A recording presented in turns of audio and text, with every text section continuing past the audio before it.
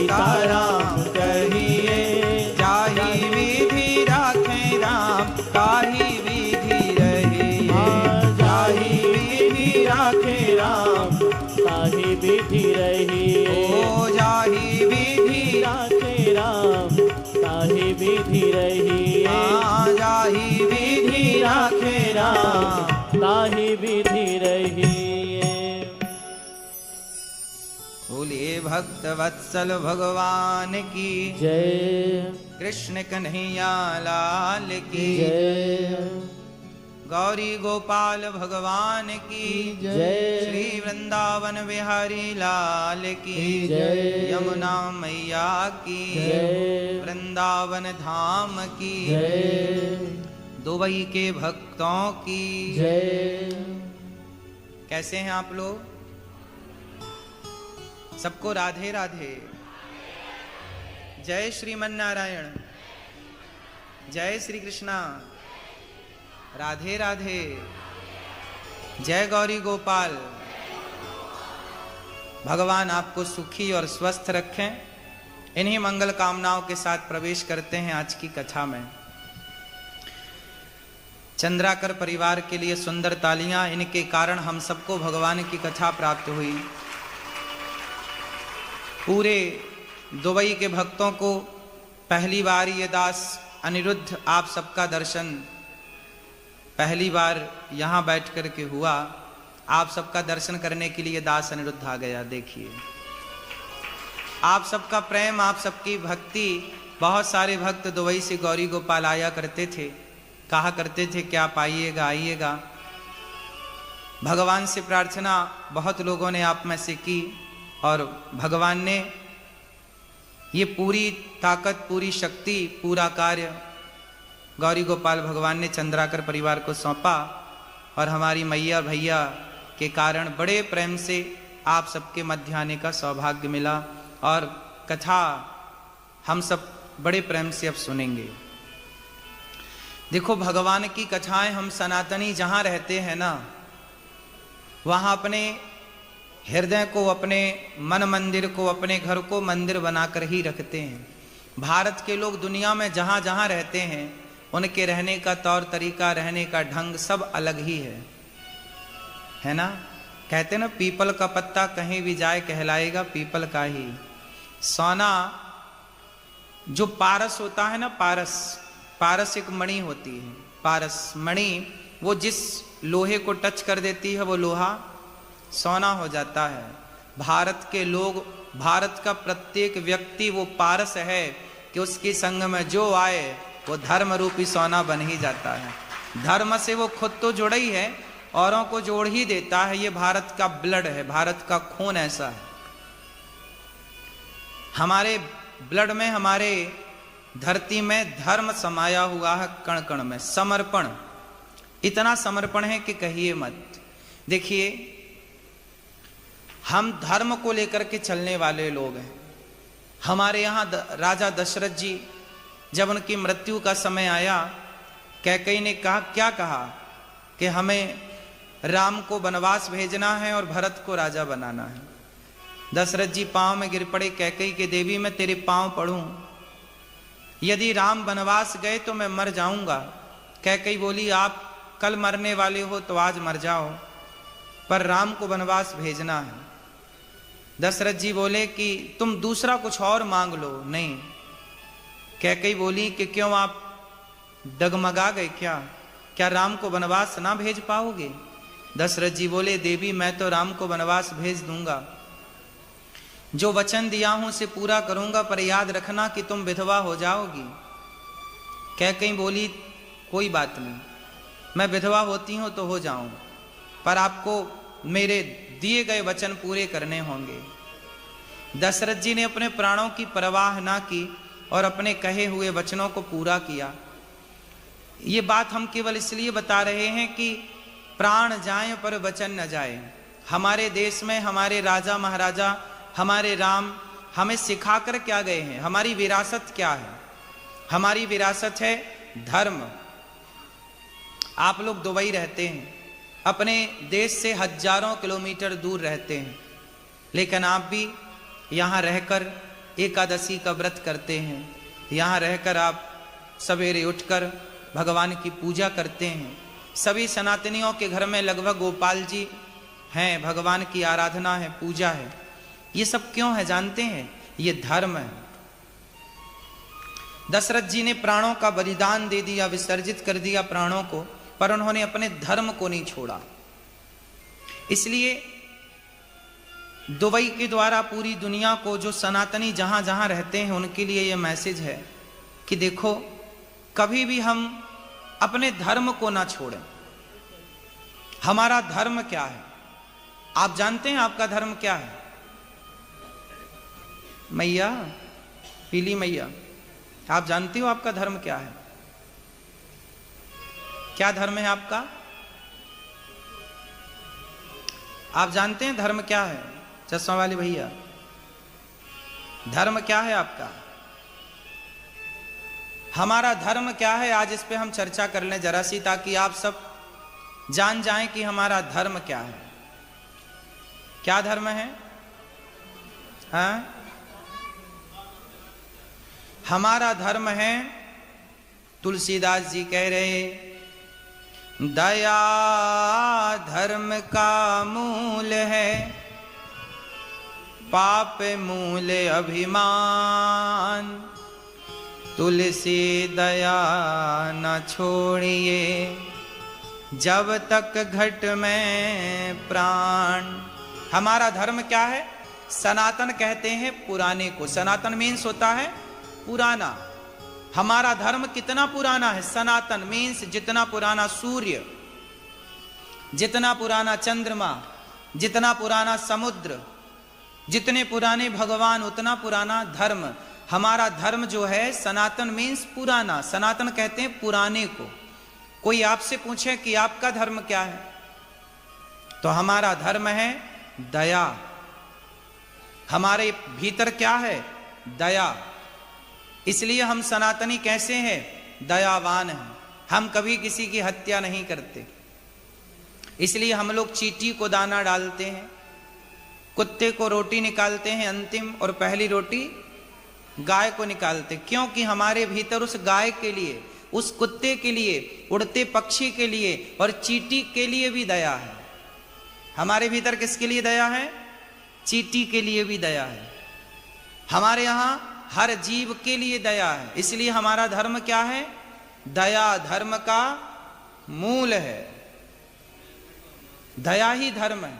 इसलिए हमारे यहां कोई भी त्योहार होता है, उस त्योहार में मिठाई बांटी जाती है, रंग गुलाल उड़ाया जाता है, पर किसी की हत्या नहीं की जाती, क्योंकि हम दयावान हैं। और जो दयावान है ना भक्तों, वही सबसे बड़े हैं। जिनके भीतर करुणा है, दया है। आप बड़े क्यों हैं?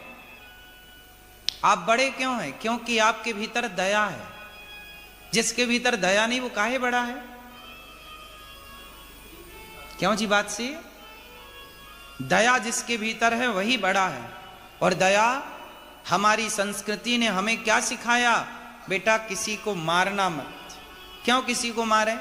दया हमारा धर्म है। दूसरा, धर्म न दूसर सत्य समाना। सत्य से बड़ा कोई धर्म नहीं है। एक सत्य के राह पर चलना, एक दयावान बनना। दया का अर्थ क्या है? आप में से कोई मांस तो नहीं खाता? यहां रह के मांस खाना तो नहीं सीख गए? नहीं। मांस कौन खा सकता है? जिसके भीतर दया होगी वो क्यों खाएगा? भाई, हमारे भीतर दया है तो हम अपने स्वाद के लिए क्यों किसी को मारें? जब हमारे पास खाने को चकाचक 56 भोग हैं तो क्यों हम मारें? इसलिए कभी भी किसी जीव की हत्या अपने स्वाद के लिए ना हो, इसका ख्याल रखना, यही धर्म है। देखो, हम किसी को मारते नहीं हैं बेवजह, लेकिन भगवान श्री कृष्ण ने अर्जुन को यही तो कहा कि मार। ए अर्जुन, गांडीव उठा और मार। अर्जुन ने कहा कि पितामह है, भीष्म है, गुरु द्रोणाचार्य है, मैं कैसे मारूं? बोले नहीं, मार। इन्हें मारना ही धर्म है। अच्छा, एक जगह तो ये लिखा है कि अहिंसा ही परमो धर्म, चींटी को ना मारो, कुत्ते को बिल्ली को क्यों मारो, पशु को पक्षी को क्यों मारो। एक जगह तो यह है कि मत मारो, पर दूसरी जगह भगवान कहते हैं इन्हें मारना धर्म है।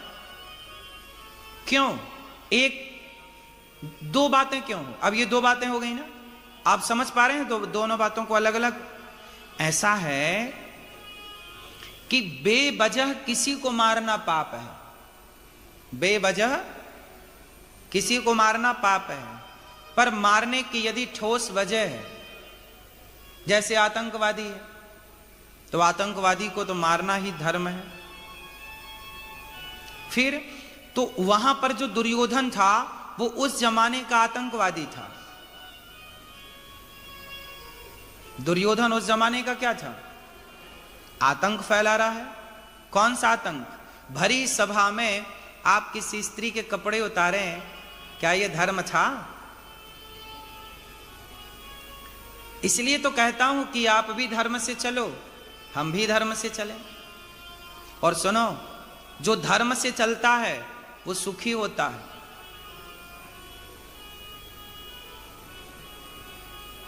दुबई सफल क्यों हुआ? क्योंकि यहां सब अपने धर्म से चल रहे हैं। धर्म मीन्स सिस्टम से। कोई यहां के कानून को, यहां के नियम को नहीं तोड़ रहा है।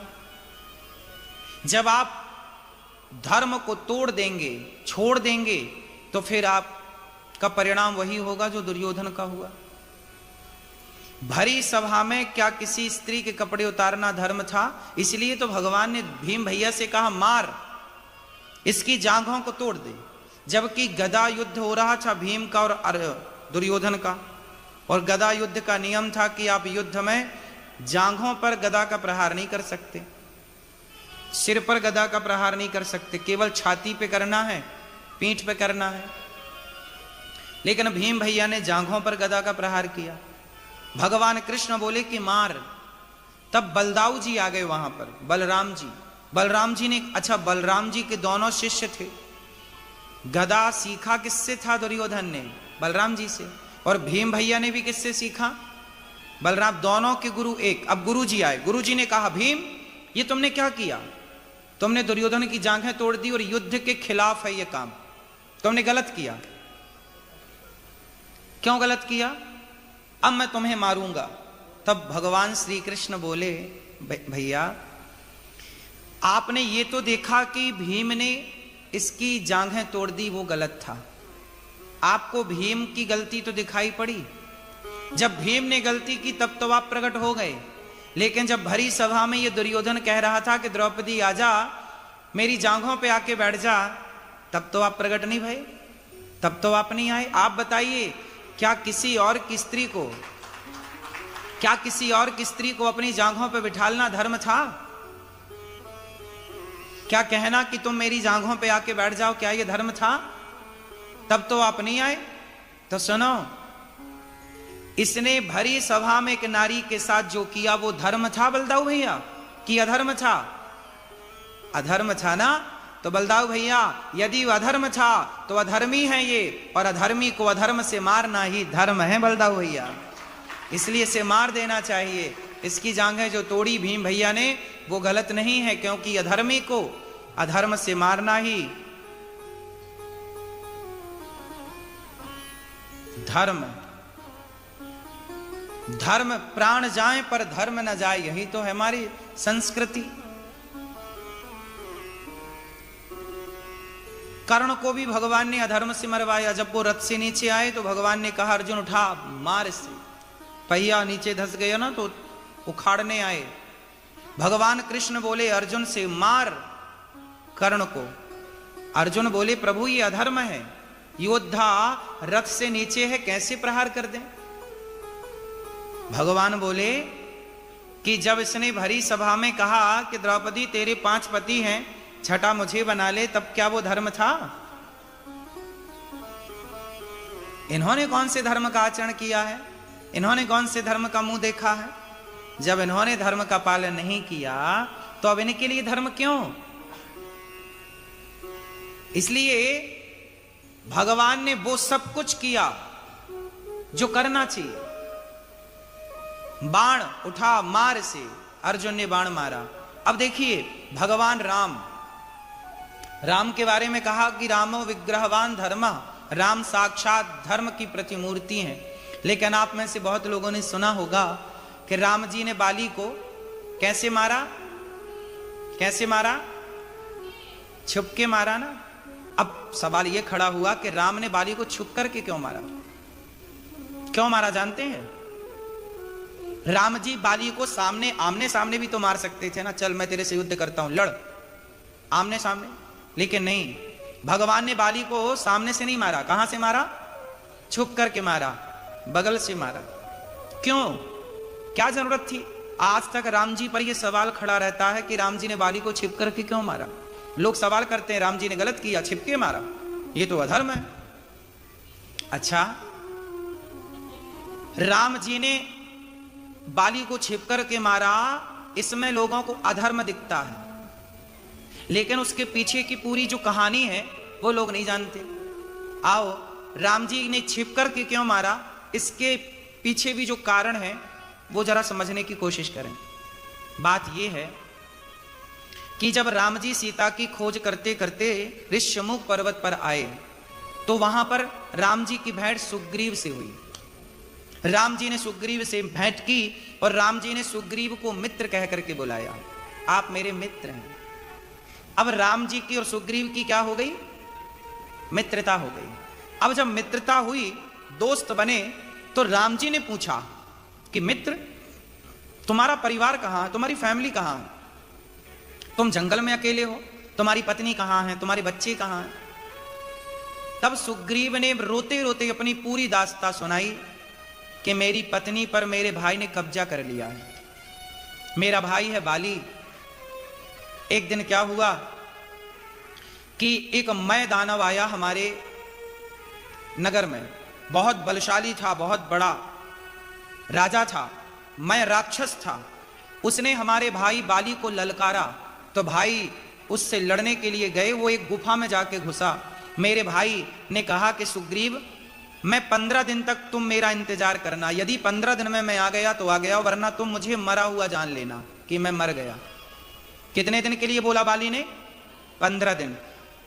अब उस गुफा में चले गए और उस राक्षस का बाली से युद्ध होता रहा। अच्छा, युद्ध होते होते 1 महीना बीत गया। मैया मैया मैया तो हमारी सो गई। मैया राम राम, नींद आए तो बताना, लोरी सुनाएंगे मस्त। कोई बात नहीं, होता है, इतनी अच्छी कथा है तो नींद तो आएगी। सुनो, नींद विद आए तो बताना, लोरी सुनाएंगे मस्त। नहीं, सुनो, राम जी, सुग्रीव जो है अपने बाली भैया का 1 माह तक इंतजार किया। भाई ने बोला था 15 दिन देखना रास्ता, लेकिन सुग्रीव ने कितने दिन इंतजार किया? पूरा 1 माह। 1 माह इंतजार किया। 1 माह में भी जब सुग्रीव के भैया बाली लौट करके नहीं आए, तब सुग्रीव को लगा कि बाली मर गया। तो उस गुफा में एक बड़ा सा पत्थर रख करके सुग्रीव कि कोई आ ना जाए। अच्छा, सुग्रीव को वरदान था कि तुम जो पत्थर रखोगे उसे कोई ना हिला पाएगा, केवल बाली। अच्छा, बाली उस राक्षस को मार दिया, 1 माह लगा। जब आया तो उसने पत्थर देखा। अब पूरे नगर में यह हुआ कि अब बाली मारा गया तो अब राजा कौन बने, किष्किंधा का। तो सबने जबरदस्ती सुग्रीव को बिठा दिया, बोले आप राजा बन जाओ, आप राजा बन जाओ। सुग्रीव को राजा बना दिया। अब जैसे ही सुग्रीव राजा बने, राजगद्दी पर बैठे, तब तक बाली आया और बाली को लगा, अच्छा तू चाहता था कि मैं मर जाऊं और तू राजा बन जाए। सुग्रीव अपनी सफाई देता कि भाई, सुग्रीव की तो इच्छा थी नहीं कि राजा बन जाए, वहां के लोगों ने जबरदस्ती बना दिया। और सुग्रीव की गलती कहां थी? बेचारे ने, तुमने 15 दिन बोला तो उसने 1 माह इंतजार किया, लेकिन बाली ने एक ना सुनी, एक ना, नहीं तू गलत है, तू गलत है, तू गलत है। अच्छा, भाइयों का झगड़ा क्यों होता है? भाइयों का झगड़ा होता ही इसलिए है कि आप अपने भाइयों की पूरी पूरी बातें सुन नहीं पाते, अपने एटीट्यूड के कारण। नहीं नहीं, मैं ही तो सही हूं, तू गलत है, तू तो गलत ही होगा। काश अपने भाई की बात आपने सुन ली होती तो विवाद ना होता। पूरी पूरी बातें आपने सुनी नहीं। अब बाली ने सुग्रीव को ऐसा मारा कि बेचारा मर जाए। अब सुग्रीव भागा, और सुग्रीव भाग के ऋष्यमुख पर्वत पर बाली को श्राप था कि तुम यहां आ नहीं सकते, इसलिए उस पर्वत पर सुग्रीव रहा करते थे। बाली ने सुग्रीव को मार के भगाया, और सुग्रीव की पत्नी पर बाली ने कब्जा कर लिया। भाई की पत्नी पर क्या कर लिया? कब्जा कर लिया। ये पूरी कहानी सुग्रीव ने राम जी को सुनाई। तब राम जी को बड़ा गुस्सा आया। अरे राम राम राम, कम से कम तुम्हारी पूरी बात तो सुनी होती। अच्छा एक बात बताओ, बाली ने सुग्रीव की बात सुनी होती ठंडे दिमाग से, तो क्या भाई का झगड़ा होता? वो कह देता ना कि भाई मैं तो 1 महीने, तुमने बोला 15 दिन। अच्छा, उसको भी अपनी कही बात भूल गई बाली को। उसने कहा कि देखो, मैंने कहा था कि तुम 15 दिन रुकना, तुम बिल्कुल ना रुक पाए, जबकि बात हो गई 1 महीने की। अब ये विवाद का कारण बना। इसलिए कहता हूं कि जब भाई भाई में कोई बात हो तो ठंडे दिमाग से एक दूसरे की पूरी बात सुनो। अच्छा, झगड़ा क्यों होता है जानते हैं? आधी बात जानने से झगड़ा होता है। पूरी बात कोई सुनता ही नहीं। सास अपनी बहू की पूरी बात नहीं सुनती, बहू अपनी सास की पूरी बात नहीं सुनती, जेठानी अपनी देवरानी की पूरी बात नहीं सुनती, देवरानी अपने जेठानी की पूरी बात नहीं सुनती। यदि पूरी बात सुनने का कल्चर हम फॉलो कर लें, पूरी बात सुनने का सिद्धांत अपना लें, तो कभी किसी में झगड़ा ना हो। कई बार जो हम समझते हैं वो होता नहीं है, और जो होता है वो हम समझ नहीं पाते। क्यों जी? बात सही है, बात सही है। काश आप पूरी बात सुन पाते। काश बाली सुग्रीव की पूरी बात सुनता कि मैं क्यों राजा बना? मैं राजा नहीं बना, लोगों ने बिठा लंका में। तो अक्षय कुमार ने शिकायत कर दी गुरुजी से कि अंगद ने मारा है, तो गुरुजी ने श्राप दे दिया, अंगद आज के बाद तूने अक्षय कुमार को मारा और अक्षय कुमार ने तुझे यूं भी मार दिया तो तू मर जाएगा। इसलिए जब लंका जाने की बारी आई तो अंगद से कहा गया था तुम जाओगे लंका? बोले मैं चला तो जाऊंगा पर वापस नहीं आ सकता। क्यों? बोले अक्षय कुमार एक भी मार देगा तो मैं मर जाऊंगा। इसलिए हनुमान जी लंका गए तो सबसे पहले हनुमान जी ने अक्षय कुमार को मारा। किसको मारा? अक्षय कुमार को मार संहारा। हनुमान जी लंका गए, सबसे पहले किसे मारे? अक्षय कुमार को। तो राम जी कहते हैं बाली को मारूंगा। अच्छा, अब सुग्रीव बाली का युद्ध हुआ।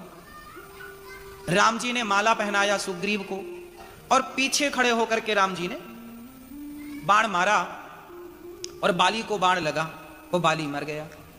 अब सवाल खड़ा हुआ कि राम जी ने सामने से क्यों नहीं मारा, पीछे से क्यों मारा? इसके 2 कारण हैं। दोनों कारण बहुत ध्यान से सुनिएगा। पहला कारण तो ये कि राम जी वचन दे चुके थे सुग्रीव को कि मारूंगा, तो चलो मारते, सामने से क्यों नहीं मारा? सामने से यदि राम जी मारते, चलो राम जी सामने खड़े होते तो बाली शरण में आ जाता। राम जी की शरण में कौन आ जाता? और राम जी की दूसरी प्रतिज्ञा है कि शरणागत कहूं जे तजहि हित अनहित अनुमान, तेनर पावर पापमय तिनहि विलोकत हान। राम जी कहते हैं कि जो मेरी शरण में आएगा, चाहे वो कितना भी बड़ा पापी हो, मैं उसे क्षमा कर दूंगा। यदि बाली शरण में आता, अब जरा ध्यान से सुनना इन लाइनों को, यदि बाली राम जी की शरण में आता और राम जी कर देते क्षमा, तो सुग्रीव क्या बोलता? अच्छा, आपने बाली से दोस्ती कर ली और मित्र को दिया वचन भुला दिया, तो राम जी पर कौन सा कलंक लगता कि राम जी ने अपने सुग्रीव मित्र को धोखा दे दिया। क्यों जी? लगता कि नहीं? एक तरफ तो आप कहते हैं कि मैं बाली को मार दूंगा, और दूसरी तरफ यदि बाली शरण में आता तो आप ना मारने के लिए विवश हो जाते, और नहीं मारते राम जी, तो राम जी पर कौन सा आरोप लगता? बोलो। मित्र को धोखा देने का आरोप लगता। सुग्रीव को धोखा, बाली को नहीं मारते तो सुग्रीव तो यही कहता ना कि आपने बाली से दोस्ती कर ली, वो बलशाली था इसलिए, और आपने देखो हमें जो दिया था वचन छोड़ दिया। तो राम जी पर मित्र को धोखा देने का आरोप लगता कि नहीं? ये आरोप कौन लगाता? बोलो, ये आरोप कौन लगाता? सुग्रीव। अच्छा, राम जी पर मित्र को धोखा देने का आरोप। अब राम जी पर 2 आरोप लगने हैं। एक आरोप ये कि राम जी ने पीछे से क्यों मारा, और एक आरोप ये कि राम जी ने मित्र को धोखा दे दिया। अब कौन सा आरोप बेहतर है इन दोनों में से? राम जी ने मित्र को धोखा दिया, ये आरोप लगता है राम पर, तो ये आरोप ज्यादा खतरनाक था कि नहीं? तो राम जी को लगा कि आरोप तो लगना ही है, पर मित्र को धोखा देने का आरोप क्यों लगे? पीछे से मारने का ही आरोप लग जाए, कोई बात नहीं, मैं मित्र के लिए इतना तो बर्दाश्त कर लूंगा। राम जी उस समय चक्रव्यूह में फंस गए। यदि राम जी सामने से मारते तो बाली शरण में आ जाता, और शरण में आता तो राम जी बाली को छोड़ देते, और छोड़ते तो राम जी पर आरोप लगता। हाँ या ना? किस किस को बात समझ में आ रही है? तो राम जी पर आरोप तो लगना ही था, तो राम जी ने फिर दूसरा रास्ता चुना कि एक काम करो, ये शरण में ना आए, इसके लिए पीछे से मार दो। तो दुनिया ये आरोप लगाती रहेगी कि राम जी ने पीछे से क्यों मारा, पीछे से क्यों मारा, छिपके क्यों मारा, छिपके क्यों मारा, इसलिए आज भी आरोप लगता। लेकिन क्या करते, राम जी मजबूर थे। कई बार हम समझते नहीं हैं चीजों को और आरोप लगा देते हैं, बात सही है?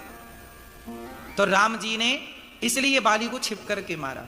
अच्छा, जब बाण मारा तो बाली ने पूछा कि क्यों मारा, मेरी गलती क्या? अब राम जी ने गलती बताई। बाली बोला कि कारण कवन नाच मोहि मारा, मैं बैरी सुग्रीव प्यारा, क्यों मारा आपने मुझे? तब राम जी ने कहा, अनुज बधु भगनी सुत नारी, सुन सठ कन्या समय चारी, इन्हें को दृष्टि बिलोकें जोई, ताहि बधे कछु पाप न होई। तुमने अपने भाई की पत्नी को जो तुमने हड़प लिया, भाई की पत्नी के साथ जो गलत किया, इसलिए तुम्हें मारा मैंने। अब बाली बोला, मैं तो बंदर हूं, तो बंदर तो किसी के संग रहे, बंदर तो बंदर। राम जी बोले, यदि तुम बंदर हो तो बंदर कहीं का राजा बनता है क्या? यदि तुम बंदर हो तो क्या बंदर कहीं का राजा बनता है? जबकि बाली कहां का राजा था? बोलो, किसकिंधा का राजा? तुम राजा हो, तुम्हारी सेना है, तुम कोई सामान्य बंदर थोड़ी हो। ये बाली कौन है जानते हैं? बाली इंद्र का बेटा है। बाली कौन है? इंद्र का बेटा। सामान्य नहीं है ये, बंदर ना समझ लेना, बंदर के रूप में है। जैसे हनुमान जी बंदर हैं क्या? बोलो, हनुमान जी बंदर नहीं है, बंदर के रूप में।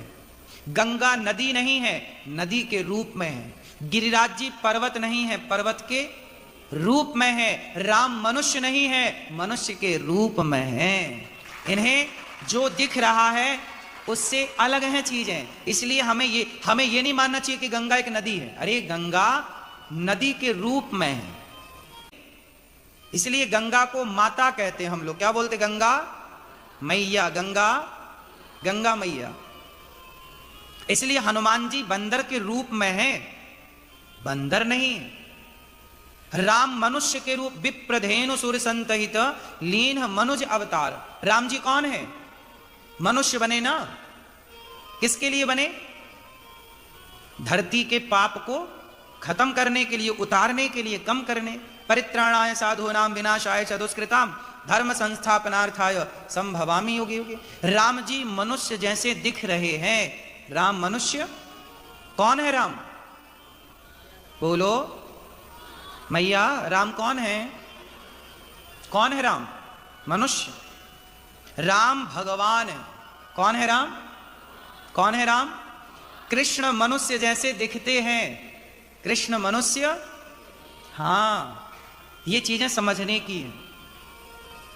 जैसे भागवत पुस्तक के रूप में दिखती है पर पुस्तक नहीं। भगवद गीता पुस्तक के रूप में दिखती है, पुस्तक नहीं। प्रत्यक्षः कृष्ण एव ही।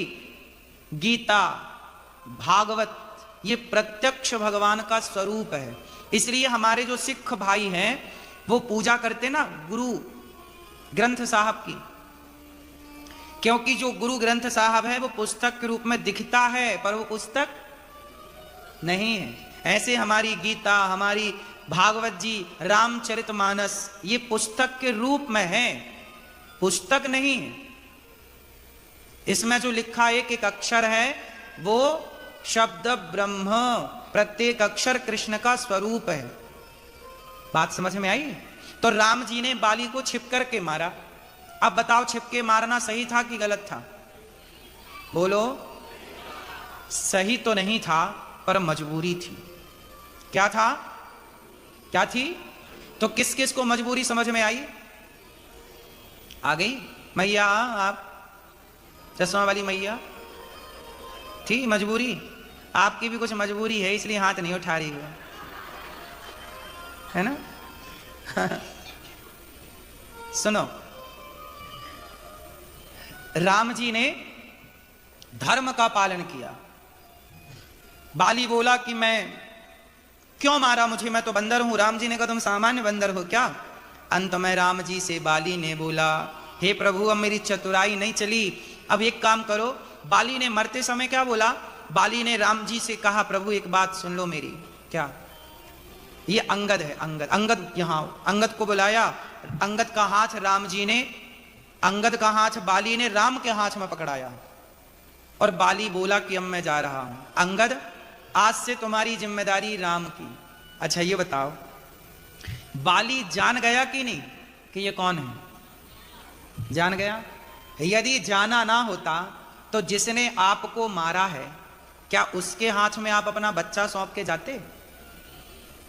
क्या संसार में ऐसा संभव हुआ? कहीं देखा गया? तो बाली जान तो गया कि ये भगवान है, इसलिए बाली ने अपने पुत्र अंगद को क्या कह रहा है कि आज से ये तुम्हारे पिता है। बाली अपने पुत्र को राम के भरोसे सौंप के चला गया। इसलिए मैं आप लोगों से बस इतनी सी बात कहूं कि जैसे बाली ने अपने पुत्र को राम के हाथों सौंप दिया, आप भी अपने बच्चों को राम के हाथों क्यों नहीं सौंप देते? प्रभु ये आपका है। आप ये कहते रहते हैं ना, ये मेरा है, ये मेरा है, ये मेरा है। काश हम ये कहें कि प्रभु ये सब आपका है। अच्छा, ये सब कुछ मेरा है, ये मानसिकता, ये मान्यता, और प्रभु ये सब कुछ आपका है। इन मान्यताओं में कोई हर्ज है? क्यों? मैया, मैया बताओ मेरी मां, आप कहो कि ये सब कुछ मेरा है और आप कहो कि ये सब कुछ भगवान का है, क्या अंतर है इन दोनों बातों में? मैया बताओ मेरी मां, क्या अंतर है इन दोनों बातों में? मैया, क्या अंतर है इन दोनों बातों में मेरी मां? कितने बच्चे हैं आपके मैया? हाँ, 2 आपके ही हैं। सही। मैया आपके कितने बच्चे हैं? हाँ, 2 बच्चे हैं, दोनों आपके हैं। कितने % शेयर आपका है बच्चों में? कितने % आपका? अच्छा बताओ। पूरा 100%? हाँ, फिर तो कितना? नहीं, कितने % शेयर है आपका? पूरा आपका ही शेयर है कि पति परमेश्वर का भी कुछ है योगदान? क्यों? हाँ, हाँ, आधा पापा का आधा मम्मी का। बच्चे सच्चे होते हैं। 50-50 है। क्यों? क्यों मैया, आपके बच्चे हैं कितने? कितना शेयर है आपका और आपके पति का? नहीं बताइए, हम पूछ रहे हैं तो बताओ। 50-50। और मैया, आगे वाली मैया, कितना % आपका और पति का कितना है? 50-50। 50-50 है पूरा। देखो, हम यही समझाने आए हैं आपको। आप कह रहे हैं कि हमारे बच्चे में हमारा 50% योगदान है, 50% हमारा शेयर है, 50% माँ का और 50% पिता का। जबकि ये बात अभी आप खुद कहोगे कि गलत है। सही क्या है, अब इसे देखते हैं। देखो, एक पिता का योगदान कितना होता है? केवल इतना सा योगदान होता है कि माँ के गर्भ में पिता का तेज स्थापित हो जाता है, बस इतना सा योगदान है। फिर 9 महीने माँ के पेट में पानी की बूंदों से एक प्रोसेस स्टार्ट हो जाता है और वो पानी की बूंदें एक बच्चे का आकार ले लेती हैं। बात सही है? हाँ या ना? अब मुझे ये बताओ कि वो पानी की बूंदों से बच्चा बनने तक आंखें बनने तक, हाथ बनने तक, पांव बनने तक, रीढ़ की हड्डी बनने तक, दिल बनने तक मां का योगदान था कि बाप का?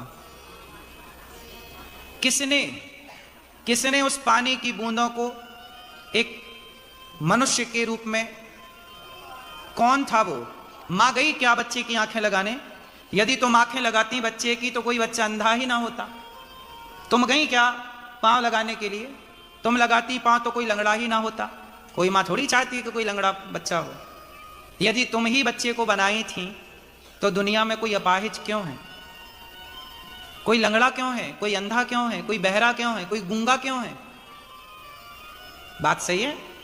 मतलब कोई सिस्टम है जो माता पिता के बाद तीसरा सिस्टम एक्टिव हो जाता है। वो कौन है? बोलो, वो कौन है जो 9 माह में पता नहीं किस फैक्ट्री से आंखें बनवाता होगा, कहां से वो हड्डियां लाता होगा, कहां से वो चमड़ा लाता होगा, कहां से इतनी सी झिल्ली होती है मां के पेट में जिसे गर्भाशय कहते हैं, हाँ या ना? उस इतने से पेट में एक पूरा बच्चा तैयार कर देते हैं। सिस्टम पूरी सही जगह आंख, और आंख कितनी माइनर होती है, इतना भी चोट लग जाए तो डॉक्टर बोलते हैं कि भाई ये बड़ा डिफिकल्ट काम है। आंखों में तो कुछ भी हो जाए तो डॉक्टर भी जल्दी हाथ नहीं रखते, क्यों? बात सही है? कई बार आंखें जस की तस हैं, डॉक्टर कहते हैं नसें सूख गई। लो, मतलब वो आपकी जो आंखों तक नसें आ रही हैं उसको भी किसी ने तो डिजाइन किया है ना, कोई तो भेजा है। ये पूरा हॉल बना तो इसे बनाने वाला कोई तो होगा। आपने चश्मा आंखों में पहना, मैया उसे बनाने वाला कोई तो होगा। जब ये माइक है इसे बनाने वाला कोई तो होगा। जिस सोफे पे आप बैठे हैं वो अपने से तो ना बना होगा ना? बोलो हाँ, कि अपने से बन गया? ये बिल्डिंग बनी तो अपने से बन गई, किसी ने बनाया? जब बिना बनाए तुम्हारे कपड़े नहीं बने, बिना बनाए तुम्हारा सोफा नहीं बना, बिना बनाया तुम्हारा चश्मा नहीं बना, तो बिना बनाए तुम पूरे के पूरे कैसे बन गए? किसी ने तो बनाया, हाँ या ना? और वो तीसरा कौन है? एक मां है, एक बाप है। ठीक है, इनकी भूमिका है मां बाप की, लेकिन इन मां बाप से ज्यादा भूमिका उसकी है जिसने आंखें दी, जिसने कान दिया। ना दिया होता तो तुम किससे शिकायत करते कि जी आंखें नहीं है? अंधे किससे कह रहे हैं कि आंखें नहीं? कहोगे तो भी क्या होगा? क्यों मेरी मां? आप मानते हैं ना कि कोई तीसरा है?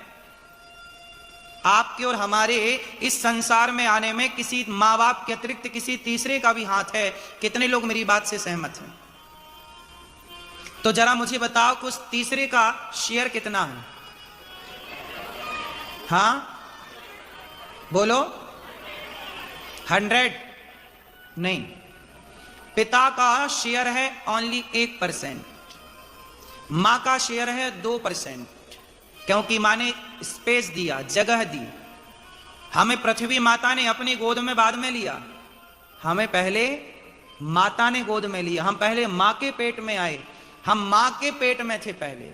तो बाप का योगदान 1%, तो मां का योगदान टोटल 3% योगदान है। 97% योगदान भगवान का है। शेयर किसका है? ज्यादा शेयर ईश्वर का है कि नहीं? तो आप किसकी प्रॉपर्टी हैं? मां की, पिता की या ईश्वर की? आप खुद भी एक प्रॉपर्टी हैं। एक होती है आपकी प्रॉपर्टी, आपका घर, आपका सोना, आपका सामान, आपकी वस्तुएं, आपकी फैक्ट्री, वो आपकी प्रॉपर्टी है। लेकिन आप भी तो एक प्रॉपर्टी हैं। क्यों जी? बोलो हाँ। आप भी तो एक संपत्ति है। तो आप किसकी प्रॉपर्टी है? इस संसार में जो दिख रहा है वो आपका है, लेकिन आप स्वयं भगवान के हैं। आप किसकी संपत्ति हैं? इसलिए हम पर हमारी मां से ज्यादा, हम पर हमारे पिता से ज्यादा ईश्वर का अधिकार है। बोलो हाँ। इसलिए कहता हूं हम सब ईश्वर की संपत्ति हैं। जब हम उनके हैं तो उन्हें, अभी आप लोगों ने क्या बोला? महाराज जी हमारी संतान में हम 50-50 हैं। बाप को 50 मान लिया, मां अपने 50 बन के बैठ गई, भगवान को कर दिया 0। तुम्हारा कुछ नहीं है, जाओ। आप लोगों को ना कब्जा करने की बड़ी आदत है। बस मिला नहीं कि बस मेरा है, ये बेटा मेरा, महाराज ये बेटा मेरा बेटा। क्यों मेरा कहना? ईश्वर का है, भगवान का है, कुछ ना कहो कि ये हमारा है। 14 साल भरत जी ने अयोध्या का राज सिंहासन संभाला, पर भरत जी ने ये नहीं कहा कि ये मेरा है। किसका माना? हाँ, आपको भी भगवान ने 2 बच्चे दिए, 4 बच्चे दिए, थोड़ा सा भगवान ने दुकान मकान फैक्ट्री दे दी, खेत खलिहान दे दिए, तो ये मत मानना कि ये मेरा है, ये मानना कि प्रभु नाथ सकल संपदा तुम्हारी।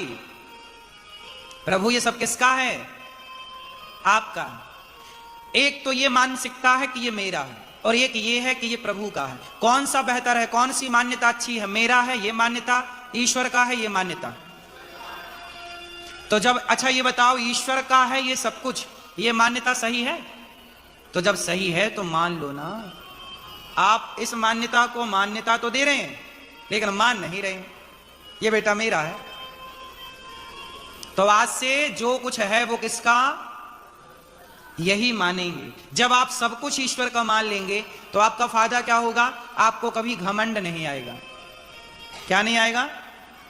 कभी ये नहीं लगेगा कि मैं करता हूं, सदा ये मान लोगे कि ईश्वर करते हैं। हम तो नाचने वाली पुतली हैं, जैसे वो नचाता है वैसे हम। अच्छा ये बात सही है कि नहीं? हम करते हैं सब कुछ कि ईश्वर कर रहे हैं सब कुछ? हाँ, हम लोग यदि सब कुछ करते तो फिर हम अपने आप को मरने क्यों देते?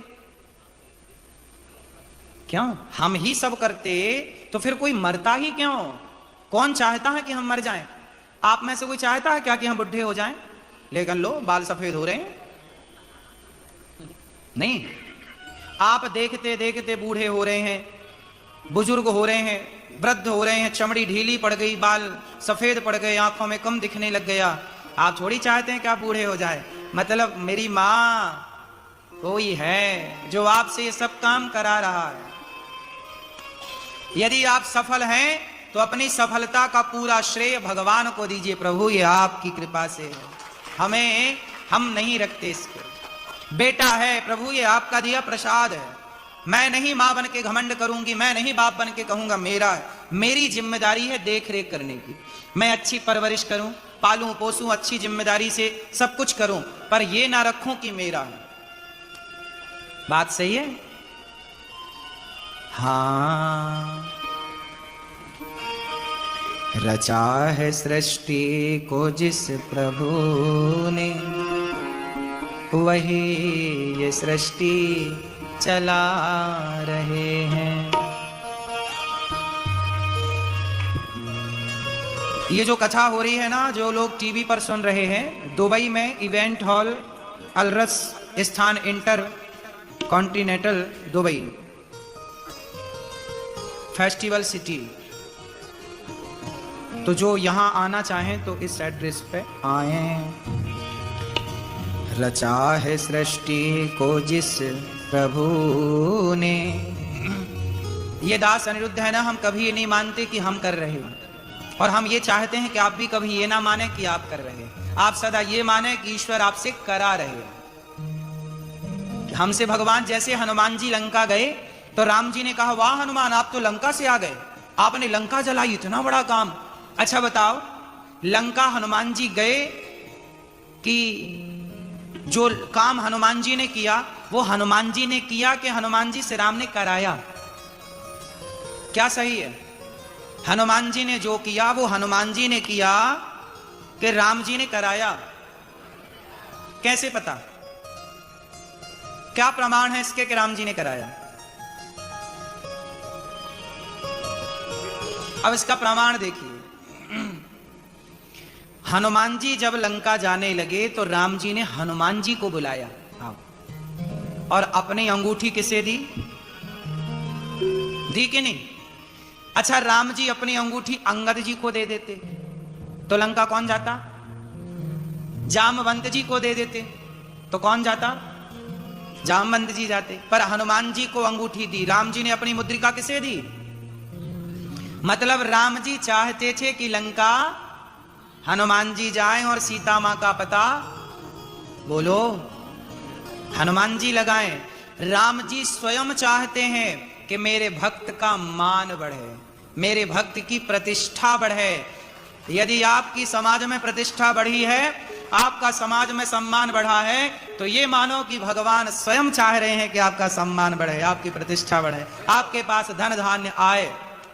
लेकिन कई बार हम लोगों को क्या लगने लग जाता है, अरे हमने मेहनत की है जी, हमने ये किया है जी, हमने ये, मेहनत तो हमसे ज्यादा बहुत लोग कर रहे हैं। क्यों जी, बात सही है? लेकिन बहुत मेहनत करने पर भी लोग सफल नहीं हो रहे हैं। तो कहीं ना कहीं ये ईश्वर आपसे कार्य कर, जैसे वृंदावन में गौरी गोपाल आश्रम है। गौरी गोपाल आश्रम में ना भक्तों, आपको पता होगा, बेसहारा 290 वृद्ध माताएं रहती हैं, जिनको बच्चे घर से निकाल देते हैं, बेचारी फुटपाथ पे पड़ी रहती हैं, कोई सहारा नहीं अपने परिवार का, बच्चों का, कोई खाना, बच्चे खाना भी नहीं देते। एक माँ बोली कि मेरे बेटे ने लात मारा कमर में तो मैं दीवार से जाके लगी। ऐसी बेसहारा माँ को गौरी गोपाल आश्रम में ये दास अनिरुद्ध उनकी सेवा पांव दबा करके करता है। गौरी गोपाल आश्रम में वृद्ध माओं की सेवा, उनके दवाई, उनका भोजन, उनका नाश्ता, उनका दूध, उनके रहने की संपूर्ण व्यवस्थाएं गौरी गोपाल आश्रम में निःशुल्क हैं। 290 माताएं। गौरी गोपाल आश्रम में 150 विद्यार्थी पढ़ते हैं। वो विद्यार्थी जिनके परिवार, जिनके माँ बाप गरीब हैं, असमर्थ हैं, उन 150 बच्चों की रहना, खाना, पढ़ना, लिखना सब कुछ गौरी गोपाल आश्रम में ये दास अनिरुद्ध जो आप लोग सहयोग करते हैं उसी के बल पर ये तमाम सेवाएं चलती हैं। गौरी गोपाल आश्रम में पूरे भारत में सबसे बड़ी रसोइयों में एक रसोई गौरी गोपाल जी की रसोई है। 24 घंटे चलती है। पर डे 30,000 लोग भोजन करते हैं निःशुल्क। ये सारा काम जो हो रहा है कौन कर रहा है? भगवान कर रहे हैं, वो करा रहे हैं, हमें और आपको निमित्त बना रखा। बात सही है? मैं ये नहीं मानता कि मैं करता हूं, भगवान हमसे।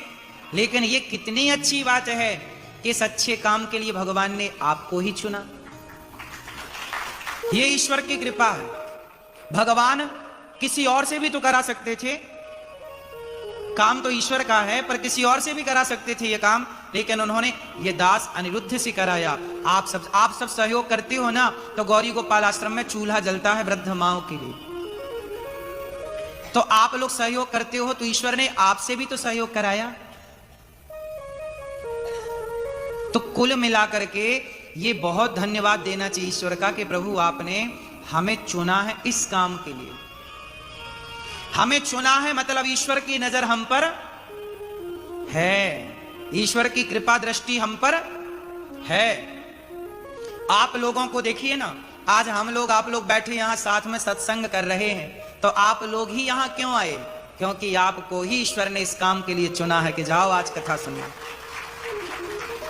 चंद्राकर परिवार को ही ईश्वर ने चुना कि आप ये कार्य करो। क्यों मेरी मां? आप यहां आई नहीं हैं, बिहारी जी ने आपको प्रेरित करके यहां भेजा है, जाओ। और जो गौरी गोपाल आश्रम के लिए सहयोग करते हैं ना, मुझे ये लगता है कि भगवान स्वयं, देखो गौरी गोपाल आश्रम में इतनी सेवाएं चलती हैं। आप में से कितने लोग वृंदावन आए गौरी गोपाल? आप में से कोई आया? अच्छा, आप लोग आए हैं? वाह, दुबई में भी मतलब गौरी गोपाल आश्रम आने वाले लोग हैं। तो कितने लोगों ने वहां की सेवाएं देखी अपनी आंखों से? अच्छा, आपने देखी है? चलिए, आप सबका फिर से स्वागत है गौरी गोपाल। देखिए, मैं लंदन गया कथा करने, तो वहां भी जब मैंने पूछा कि आप में से कितने लोग आए, तो वहां से भी आए, और यहां दुबई आके पूछा तो यहां से भी आए। ये समझो पूरी दुनिया के लोग गौरी गोपाल पहुंचे हैं और सबने गौरी गोपाल की सेवाओं को देखा। अब बताइए कि ये सारा काम भगवान ने, गौरी गोपाल में इतनी सारी वृद्ध माताएं रहती हैं, 30,000 लोग 12 महीने भोजन करते हैं। अब वृंदावन एक धाम है।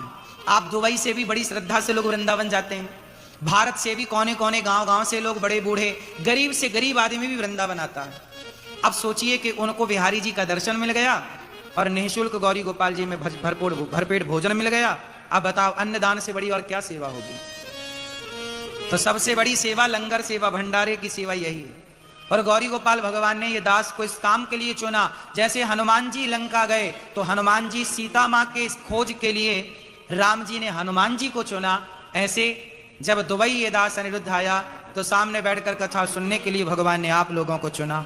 और गौरी गोपाल की सेवाओं के लिए भगवान ने आप लोगों को चुना कि आप भी आए गौरी गोपाल, और जो बन पड़े गौरी गोपाल के लिए सहयोगी बने। अभी गौरी गोपाल आश्रम का निर्माण कार्य चल रहा, 290 माताएं रहती हैं गौरी गोपाल में, लेकिन और कोई ना कोई माँ रोज आती है, बेटा निकाल देता है, बहू निकाल। एक तो बेटा लेके आया अपनी माँ को कि महाराज जी हमारी माँ को रखो। मैंने कहा क्यों, इतना हट्टा कट्टा है, अपनी माँ को खुद क्यों नहीं रखता? बोले महाराज जी मेरी पत्नी की और मेरी माँ की जरा बनती नहीं। मैंने कहा बनती नहीं है तो फिर पत्नी को छोड़ वृद्धाश्रम, माँ को रख। नहीं नहीं नहीं, मैं पत्नी के बिना कैसे रहूंगा, पत्नी के तलवे खुद चाटेगा। और माँ को वृद्धाश्रम छोड़ के आया। मैंने लाख समझाया, उसे नहीं माना, छोड़ के चला गया।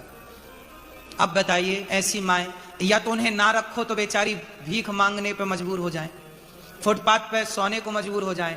अब ये बेसहारा माओ को ये दास अनिरुद्ध ने आप सबके सहयोग के बल पर ही वहां पर सेवाएं चलती हैं। बिहारी जी काम तो कराते हैं हम सबसे, लेकिन हम सबको इस काम से जोड़ते भी हैं। ईश्वर ने आपको भी कुछ देने के लायक बनाया हो तो गौरी गोपाल आश्रम के लिए, वृद्ध माओं के लिए, वहां की सेवाओं के लिए जरूर अपने हाथों को बढ़ाइएगा, जितनी आपकी सामर्थ्य है उतना। और सदा ये मानिएगा कि भगवान हमसे ये कार्य करा रहे हैं। कहते ना हमारे संत जन कहते हैं, लेने को हरि नाम है, लेने को बोलो, लेने को हरि नाम है, देने को अन्नदान। यदि आप दे सकते हैं तो क्या दें? अन्नदान, ताकि आपके दान से गौरी गोपाल आश्रम में रह रही माओ को भोजन मिले। आपकी एक माँ है, पर गौरी गोपाल आश्रम में यह दास अनिरुद्ध की 290 वृद्ध माताएं हैं। और मैं आप सबको सादर आमंत्रित कर रहा हूं यहां आकर कि आप सब गौरी गोपाल जरूर आएंगे। कितने लोग मेरा निमंत्रण स्वीकार कर रहे हैं? आएंगे ना? पक्का मैया? ओ मोबाइल चलाने वाली मैया सुन लो, मेरी माँ आओगी ना? पक्का वादा? सही? हाँ। रचा है सृष्टि को जिस प्रभु ने, वही ये सृष्टि चला रहे हैं। जो पेड़ हमने लगाया पहले, जो पेड़ हमने लगाया पहले, उसी का फल हम अब पा रहे हैं। रचा है सृष्टि को जिस प्रभु ने, वही ये सृष्टि चला रहे हैं। ये संसार भगवान चला रहे, किस तरह देखते हैं।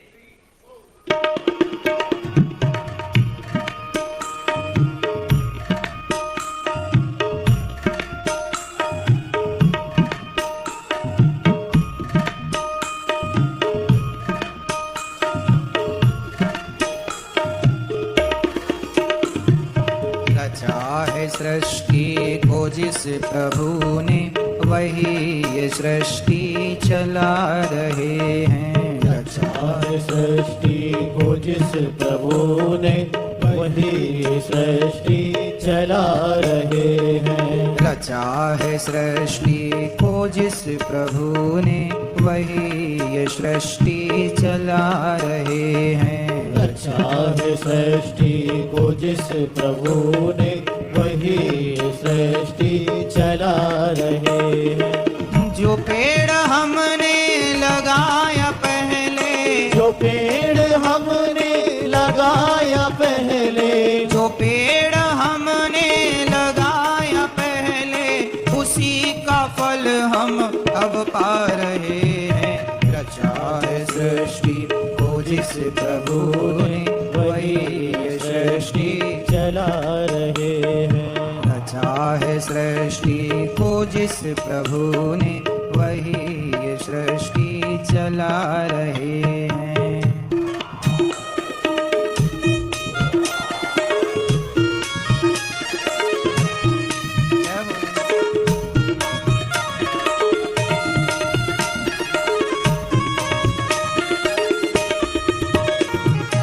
इसी धरा से शरीर पाए, इसी धरा से शरीर पाए। देखो हमारा शरीर कहाँ से बना?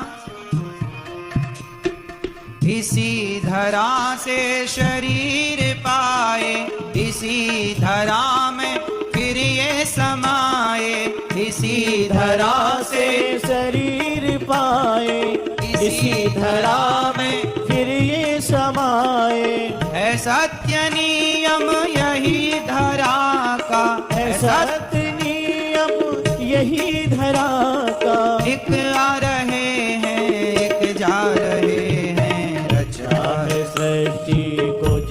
प्रभु ने वही ये सृष्टि चला रहे हैं। सत्य नियम है इस धरती का के आ रहा और एक जा रहा। बच्चा पैदा होता है, दादाजी जा रहे हैं, ये संसार है, ऐसे ही चलता है। और हमें लगता है हम सब कर रहे हैं। एक गांव में क्या हुआ, मैया, एक बूढ़ी मैया रहती थी। और बूढ़ी मैया ना, उसके पास एक मुर्गा था।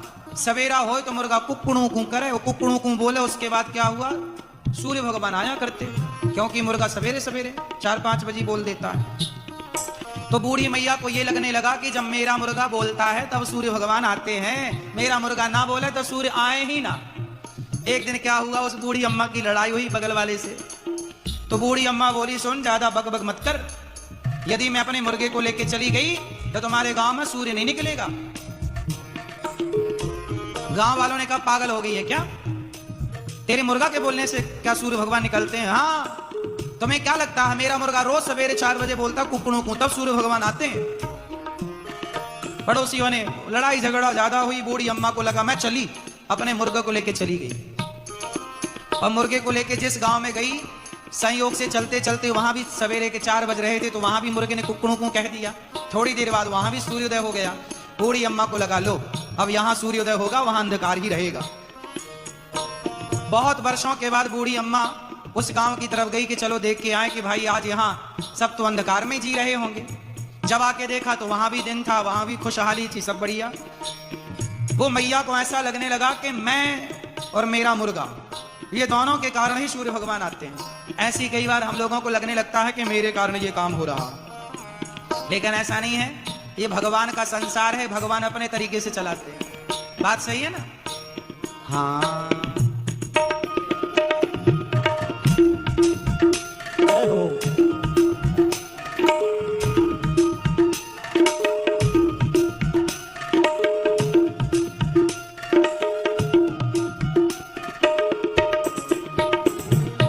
जिन्होंने भेजा जगत में जाना, जिन्होंने भेजा जगत में जाना। अच्छा, आप लोगों को किसने भेजा संसार में? किन्होंने भेजा जगत में जाओ, किन्होंने भेजा जगत में जाओ। इन्होंने भेजा जगत में जाना, इन्होंने भेजा जगत में जाना। तय कर दिया लौट के फिर से आना, तय कर दिया लौट के फिर से आना। जो भेजने वाले हैं यहाँ पर, जो भेजने वाले हैं यहाँ पर, वही फिर वापस बुला रहे हैं। रचा है सृष्टि को जिस प्रभु ने, वही ये सृष्टि चला रहे हैं। रचा है सृष्टि को जिस प्रभु ने, वही ये सृष्टि चला रहे हैं। रचा है सृष्टि को जिस प्रभु ने, वही ये सृष्टि चला रहे हैं। वही ये सृष्टि चला रहे हैं। वही ये सृष्टि चला रहे हैं। जिन्होंने भेजा जगत में जाना, उन्होंने भेजा जाओ। और जिस दिन आप आई थी ना मैया, उसी दिन आपकी जाने की टिकट भी हो गई थी, नहीं हुई? जिन्होंने भेजा जगत में जाना, तय कर दिया लौट के फिर से आना। अच्छा ये बताओ, आप कहाँ की हो मैया? आप कहाँ की हो? बैठे बैठे बताओ, कहाँ की? गुना। आप मैया कहाँ की हो? राजस्थान, नासिक महाराष्ट्र, झांसी मध्य प्रदेश। झांसी की रानी आप ही हो, जय हो। सही है, झांसी की रानी। मैया आप कहां से हो? रायपुर। और पीली मैया आप? छत्तीसगढ़, भिलाई। मैया आप कहां से हो? राजस्थान। सब कहीं कहीं से, लेकिन आप सब अपना परिचय गलत दे रहे हैं। हम यहाँ के नहीं। देखो आप लोगों ने गलती क्या की, ऐसा मान लिया कि हम यहाँ के हैं। कोई भारत के इस कोने का, कोई भारत के उस राज्य का, कोई भारत के उस राज्य का। कोई दुबई में पैदा हुआ तो वो ये बोलता हम दुबई के, कोई अमेरिका में पैदा हुआ हम अमेरिका के, कोई लंदन में पैदा हुआ हम लंदन के, कोई पाकिस्तान में पैदा हुआ बोले हम पाकिस्तान के हैं, कोई कहीं पैदा हुआ हम वहाँ के हैं। हमें ऐसा लगता हम वहाँ के हैं, लेकिन हम कहाँ के हैं? हम यहाँ के हैं ही नहीं, हम वहाँ के हैं। क्यों? बात सही है? कहाँ के हो मैया? इसलिए यहाँ ना काम करने आई हो, आप काम करने आए हो 25, 50, 100 साल। हम कौन हैं? यात्री।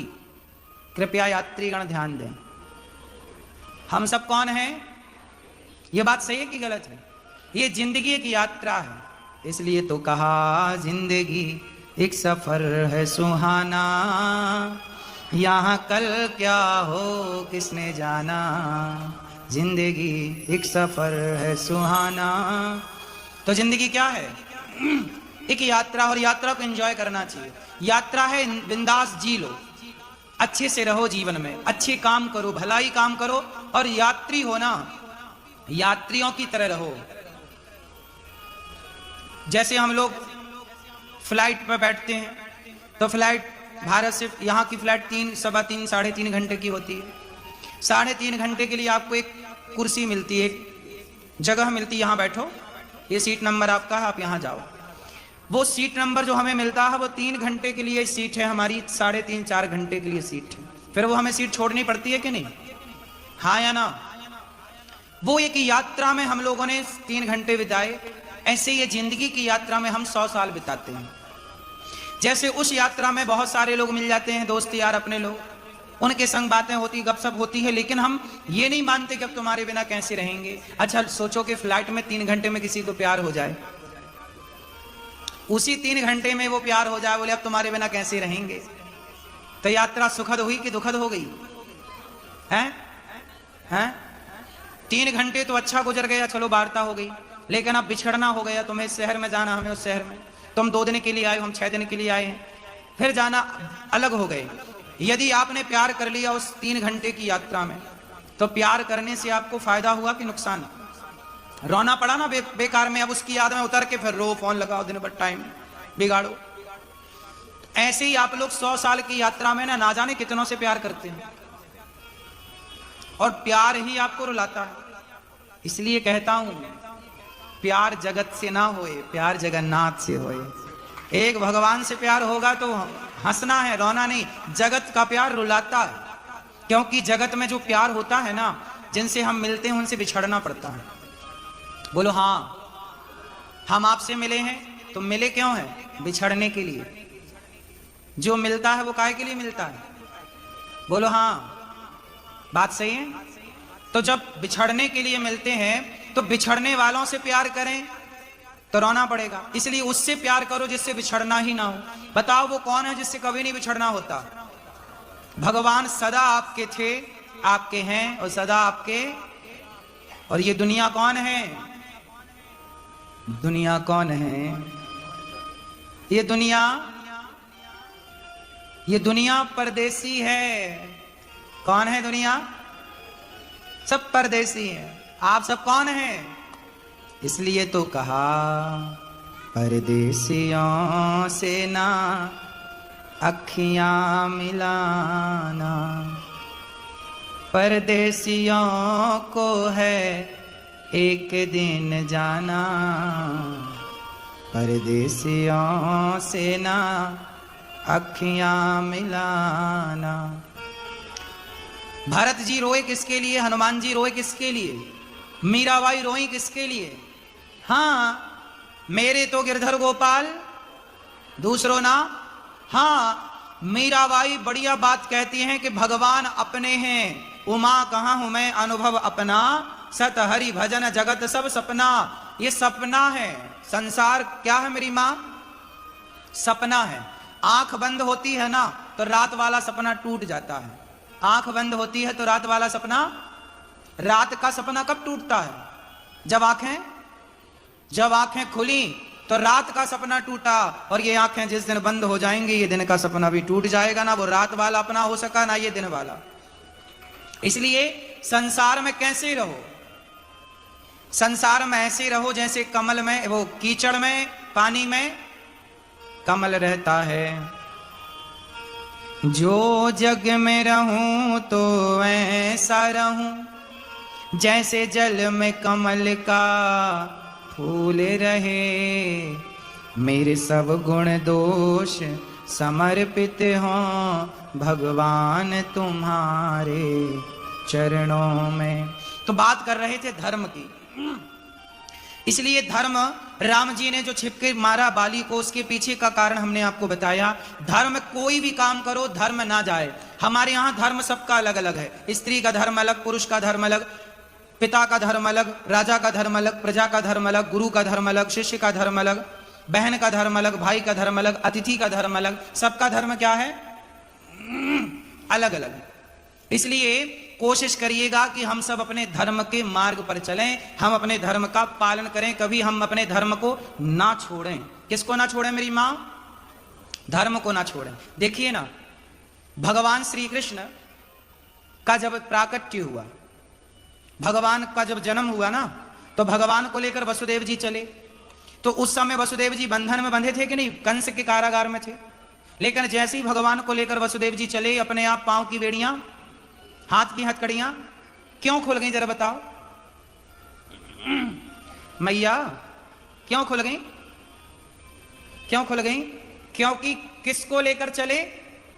हाँ, जो भगवान को लेकर चलता है वो संसार के हर बंधन से मुक्त हो जाता है, चाहे वो भगवान के पिता ही क्यों ना हो। वसुदेव जी भी तो बंधन से मुक्त हो गए। और दूसरा काम क्या हुआ? वसुदेव जी जैसे ही कृष्ण को यशोदा के पास छोड़ते हैं और वापस आते हैं, पुनः वसुदेव जी बंधन में। क्यों? अभी तो खुल गए थे, अब क्यों बंध गए? हाँ, क्योंकि भगवान को,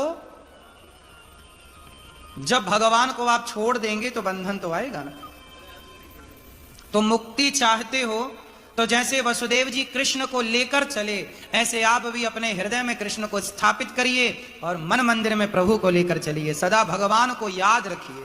भगवान को भूल जाना मतलब भगवान को भुला देना।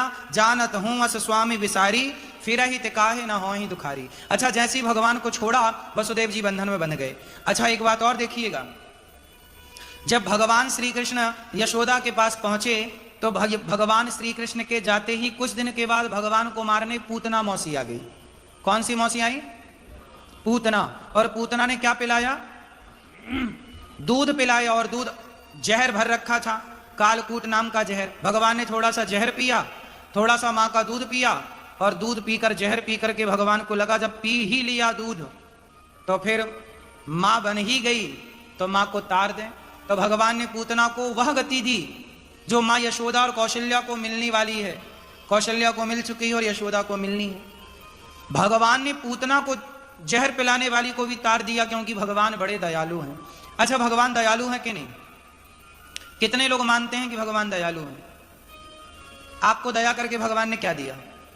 आप, हाँ, क्यों? टोपी वाले भैया, भगवान ने आपको क्या दिया? दयालु हैं भगवान? क्या दिया? हाँ, भगवान इतने दयालु हैं कि हम 84 लाख योनियों में भटक रहे थे। कितनी योनियों में? 84 लाख योनियां होती हैं। फिरत सदा माया कर प्रेरा, काल कर्म स्वभाव गुण घेरा। खूब भटक रहे थे हम, लेकिन भगवान ने हमें क्या किया? उस भटकाव से निकाला और ये मानव का शरीर दे दिया और भेज दिया, जाओ अच्छे कर्म कर लो, मौका दिया है, जाओ। ये भगवान ने दया करके दिया, वरना भगवान हमें सुअर बना देते, कुत्ता बना देते तो डंडे खाते भागते यहां वहां। इसलिए ईश्वर का थैंक यू, धन्यवाद करना चाहिए कि प्रभु आपने हमारी हैसियत से ज्यादा दिया है। आजकल लोग कहते भगवान ने ये नहीं दिया। आप में से किस किस को भगवान से शिकायत है ना? शिकायत बहुत लोगों को शिकायत है, भगवान ने ये नहीं दिया, वो नहीं दिया, वो नहीं। शिकायत बहुत हो सकती है, लेकिन शिकायत बहुत हो सकती है, शिकायत के बहाने बहुत हो सकते हैं, पर धन्यवाद देने का भी कोई बहाना हो सकता है। शिकायत ना की जाए, ईश्वर का थैंक यू किया जाए, धन्यवाद दिया जाए। क्यों मेरी माँ? यदि शिकायत के बहुत बहाने हो सकते हैं तो धन्यवाद का भी कोई बहाना। अच्छा, ईश्वर को आप धन्यवाद दें, किस किस का धन्यवाद दे सकते हैं? ऐसा क्या है आपके पास जिसके आप धन्यवाद दे सकते हैं? क्या चीज है आपके पास, क्या है कि धन्यवाद दें? हाँ, एक आदमी हमसे बोला, महाराज जी देखो हम इतने गरीब हैं कि हमारे लिए पहनने की चप्पल तक नहीं है, और लोग 10-10 हजार के जूते पहनते हैं। हमने कहा भाई तुम उसे देखो मत जो 10 हजार के जूते पहनता है, यदि तुमने उसे देखा जो 10 हजार के जूते पहनता है तो तुम तो सदा गरीब रहोगे। तो फिर क्या देखें? हमने कहा उसे क्यों देखते हो जिसके पांव में 10 हजार के जूते हैं? अरे उसे क्यों नहीं देखते जिसके पास जूते पहनने के लिए पांव ही नहीं। बहुत सारे लोग चप्पल हाथ में पहनते हैं, आपने देखे ऐसे लोग चप्पल कहां पहनते हैं? हाथ में पहन के फिर ऐसे ऐसे घिसटते हैं, देखा होगा आप लोगों ने। तो आप लोग बहुत अच्छे हैं कि नहीं? आप कम से कम जूता चप्पल पांव के पांव ही पहन पा रहे हैं, कम से कम हाथ में पहनने की नौबत तो नहीं है। इसलिए ईश्वर का धन्यवाद कि ईश्वर ने हमें यह सुंदर सा शरीर, सुंदर सा जीवन, प्रत्येक श्वास के लिए धन्यवाद देना चाहिए। पूतना मौसी आई भगवान को मारने के लिए, भगवान ने पूतना के प्राणों का पान किया, पूतना धड़ाम से गिर पड़ी। ये पूतना अविद्या है। भगवान ने पूतना मारी, अघासुर मारा, तृणावर्त मारे, सारे पापियों को मारा। एक दिन जानते हो क्या हुआ? एक दिन कन्हैया माँ की साड़ी पकड़ते हैं, माँ दूध पिलाए दे। भगवान ने कहा मैया दूध। मैया बोली तेरे लिए ताजो ताजो लाला मक्खन निकालूं, नेक मक्खन निकाल के तो कोई खवाऊं, नेक मक्खन खइयो लाला दूध ना पियो। ना मैया मोको दूध मक्खन ना खानो, मोको दूध ही पीना है। भगवान को लेके मैया बैठ गई और दूध पिलाए भी लग गई। जब दूध पी भी लग गए भगवान, तो याद आई कि चूल्हे पे दूध चढ़ाया था पकाने के लिए, वो उफनने लग गया। मैया लाला को छोड़ के जब दूध उतारवे गई तो भगवान ने सारी मटकियों को तोड़कर चढ़ चढ़ करके सारी मटकियों को तोड़ा। भगवान ने सारी मटकियों को तोड़ दिया। क्यों? भगवान ने मटकी क्यों तोड़ी? बताओ, भगवान कृष्ण ने मटकी क्यों तोड़ी? क्योंकि भगवान श्री कृष्ण ने मटकी इसलिए तोड़ी क्योंकि मैया यशोदा का मन मटकियों में ज्यादा था। किस में ज्यादा था? मटकी में मन ज्यादा था। तो भगवान ने क्या किया? मैया का मन पूरा का पूरा मुझ में लगे, मीन्स कृष्ण में लगे। इसलिए भक्त और भगवान के बीच में क्या था? मटकी थी। क्या थी? क्या थी? मटकी थी। तो भगवान ने मटकी तोड़ दी। अच्छा, जब भगवान ने मटकी तोड़ी, ये कथा छोटी सी है पर मैसेज क्या मिला? मैसेज ये मिला, अभी जो मैंने पूर्व में बात कही, पहले मैंने एक बात कही कि आप ये मानो ही मत कि मेरा कुछ है। गोपियों ने, यशोदा ने मान लिया कि ये मेरी मटकी तोड़ दी लाला तैने। यशोदा ने किसे अपना मान लिया? मटकी को। भगवान बोले मैया मेरे सिवा तू किसी और को अपना कैसे मान सकती है? भगवान कहते हैं अच्छा ये बताओ, आप स्त्रियां हैं, पत्नियां हैं, आप कितनी पत्नियां चाहती हैं कि पति केवल मेरा हो और किसी का ना हो जाए? कितनी स्त्रियां आप में से चाहती हैं कि मैं अपने पति को शेयर नहीं करना चाहती किसी के साथ? कितनी चाहती हैं कि बिल्कुल ना बटे? जो चाहती हैं कि ना बटे वो हाथ उठाओ। चाहती हैं कि आपका पति किसी और से प्यार करे आपके सिवा? नहीं। क्यों जी? बात सही है। जैसे आप चाहती हैं कि मेरा पति किसी और से प्यार ना करे, बात सही है, ऐसे ही भगवान चाहते हैं कि मेरा भक्त किसी और वस्तु से प्यार ना करे, केवल मेरे से करे। भगवान भी यही तो चाहते हैं आपसे कि आप केवल भगवान से प्यार करें। लेकिन कई बार हम लोग वस्तुओं से प्यार करने लग जाते हैं। अच्छा ये बताओ, एक तराजू बांधी जाए और एक तराजू में यशोदा मां को रखा जाए और देवकी मां को रखा जाए, तो बताना जरा किसका पलड़ा भारी होगा? यशोदा और देवकी मां। किसका पलड़ा भारी होगा? क्यों? क्यों? नहीं, ये कारण नहीं है। ये कारण आपने बताया ठीक है, ये कारण भी मान्य है, इसको कुछ नंबर दे दिए जाएंगे इस कारण को। लेकिन कुछ और बताइए, जो सबसे मूल कारण था वो कुछ और था। दूध पिलाया था मां कौशल्या ने, ये बात भी ठीक है, ठीक है। और कुछ सोचो, एक तराजू बांधी गई है, एक पलड़े पर यशोदा मैया को, दूसरे पलड़े पर देवकी मैया को रखा गया। जबकि देवकी मां ने कृष्ण को जन्म दिया, प्रकट किया, और यशोदा मैया ने अपना दूध पिलाया। दोनों माएँ हैं, दोनों माएँ सम्माननीय है, हम दोनों का आदर करते हैं क्योंकि दोनों ही कृष्ण की मां। हमारे लिए तो छोटा बड़ा कहना सही नहीं है, फिर भी जब एक तुलनात्मक दृष्टि आएगी तो किसका पलड़ा भारी होगा? यशोदा मैया का। किसका पलड़ा भारी है? क्यों? अब कारण सुनो क्यों। कारण यह था कि भगवान श्री कृष्ण से एक बार देवकी मां ने कहा, जब यशोदा मां के पास से भगवान आए और देवकी माँ से मिले। और जब देवकी माँ को पता लगा कि कृष्ण भगवान है, तो मैया को लगा फायदा उठाऊं। सोचिए, मैया देवकी ने भी अपने बेटे का फायदा लिया कि मेरा बेटा भगवान है, तो बेटा मेरा एक काम कर, तू भगवान है ना? हाँ हाँ। देवकी माँ ने सुन लिया कि मेरा बेटा भगवान है, अपने गुरुजी का मरा हुआ बेटा इसने जिंदा कर दिया। आपको पता है सांदीपनि जी का बेटा भगवान कृष्ण कहां पढ़ने गए? उज्जैन। गुरुजी का नाम क्या था? सांदीपनि। उनका बेटा मर गया था वर्षों पहले, सांदीपनि जी का। तो जब भगवान पढ़ने गए तो दक्षिणा में भगवान ने कहा, गुरुजी कुछ पहले क्या होता था, चेला खुद कहता था गुरुजी कोई दक्षिणा क्या चाहिए आप बताइए। तो गुरुजी ने कहा कि तुम अपनी गुरु माता से पूछ लो, मतलब अपनी माँ से। कौन सी माँ? गुरु माँ। जाओ गुरु माँ के पास गए, माँ आप मेरी पढ़ाई पूरी हो गई, अब मुझे जाना है। तो गुरु माँ ने कहा, कन्हैया तुम मुझे यही दक्षिणा दो कि तुम मुझे छोड़ के मत जाओ। माँ ने गले लगा ली। अच्छा, कृष्ण जैसे बेटे को भला कौन जाने देगा? गले लगा लिया, बोले नहीं तुम यहीं रहो हमारे पास, मत जाओ। नहीं माँ मुझे जाना पड़ेगा, कुछ और मांग लो। अच्छा तो दोगे? तो फिर एक काम करो कि मेरा बेटा जो मर चुका। अच्छा, माँ ने इसलिए बोला कि मरा हुआ तो ला नहीं सकता, इसलिए या तो तुम्हें रुकना पड़ेगा या मुझे बेटा देना पड़ेगा। तो भगवान ने जब सुना कि मेरे गुरु माँ की इच्छा है कि मरा हुआ बेटा जो इनका मर चुका वो लाना, यमपुरी गए और मरे हुए बेटे को भगवान ने जीवित करके लौटा के दिया गुरु माता को। ये भगवान है ना, कोई सामान्य नहीं है। जब ये बात माता देवकी को पता चली तो देवकी माँ ने इसका खूब फायदा उठाया। अरे मेरा बेटा तो भगवान है। तो सुनो बेटा, यहाँ एक काम करो, मेरे 6 बच्चे कंस ने मार दिए थे। देवकी माँ के कितने बच्चे कंस ने मार दिए? 6 बच्चे कंस ने मार दिए। 7वां गर्भ रोहिणी माँ के गर्भ से निकल पैदा हुआ, जैसे बलराम जी कहते हैं, और 8वें खुद कन्हैया है। तो मेरे कितने बच्चे मार दिए कंस ने? 6। तो एक काम करो कन्हैया, तुम भगवान हो, तुम्हारी माँ कहती है कि तुम मेरे 6 बच्चे लौटाओ। किसका आदेश है?